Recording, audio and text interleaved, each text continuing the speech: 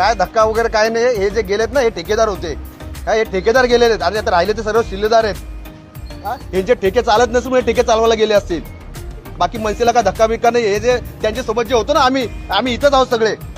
हे फक्त ठेकेदार गेलेत स्वतःची बिलं वगैरे काय काढायची असतील म्हणून, प्रत्येक वेळी होत असतं। हे जे गेले ते स्वतःच्या फायद्यासाठी गेले, ते शहराच्या विकासासाठी गेलेले नाहीयेत, स्वतःच्या वार्डाच्या विकासासाठी गेलेले नाहीत। हे गेले ते स्वतःच्या विकासासाठी गेलेले आहेत।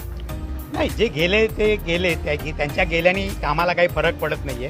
कारण काय होतं माहिती का, ज्यांना पक्षाने भरभरून दिलं, ज्यांना मोठं केलं, ज्यांना नाव दिलं, ज्यांचं नाव पक्षामुळे होतं, ज्यांच्यावर राजसाहेबांनी प्रेम केलं, राजू पाटलांनी प्रेम केलं, अविनाश जाधव साहेबांनी प्रेम केलं, ज्यांना भरभरून प्रेम केल्यानंतर सुद्धा पक्षाची गद्दारी करावी वाटते, अशा लोकांबद्दल आम्हाला काही वाटत नाही। आणि जे गेले ते गेले, त्यांनी आम्हाला काही फरक पडत नाही। ते व्यापारी होते, त्यांचा व्यापार वाढवण्यासाठी, व्यापारासाठी ते तिकडे गेलेले आहेत। ते कुठे वार्डाच्या विकासासाठी, शहराच्या विकासासाठी गेलेले नाही आहेत। त्यामुळे ते गेल्याने काही मोठा मनसेमध्ये धक्का बिक्का किंवा फरक काही पडत नाही। गेले ते त्यांनी आम्हाला काहीही फरक नाही आहे। कशासाठी नाराज पाहिजे हो? पूर्ण शहर त्यांच्या हातामध्ये होतं, शहर ते चालवत होते, विविध कमिट्यांमध्ये ते होते, पूर्ण त्यांना अधिकार दिले होते।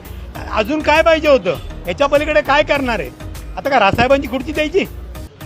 सर्व दिल्यानंतर जर सुद्धा तुम्हाला काहीतरी वेगळं करावं असं वाटत असेल तर हे त्यांचं दुर्दैव आहे, पक्षाचं नाही। महाराष्ट्र नवनिर्माण सेना खंबीर आहेत, 3 गेले 300 यायला तयार आहेत। आजही आमच्या मागे जे कार्यकर्ते उभे आहेत त्यांना फोन आले की आम्ही आता पक्षप्रवेश करायला तयार आहे। आज उद्यापासून पक्षप्रवेश चालू होतील। जे गेले ते मनसेचे नव्हते आणि पक्षाचे नव्हते। जर पक्षाचे एकनिष्ठ असते तर गेलेच नसते। 2010च्या पूर्वीच्या इलेक्शनच्या आधी संदीप लकडे किंवा हे असो, हे तिन्ही जे नगरसेवक गेलेले आहेत हे झेंडे लावण्याचं काम करत होते। मनसे या पक्षाने त्यांना एवढी मोठी कामगिरी दिली, त्यांना पक्षाचं तिकीट दिलं।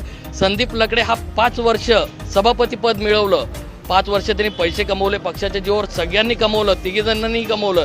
आणि आज ज्यावेळेस त्यांची परिस्थिती चांगली झाली तेव्हा ते पक्षाला सोडून गेले।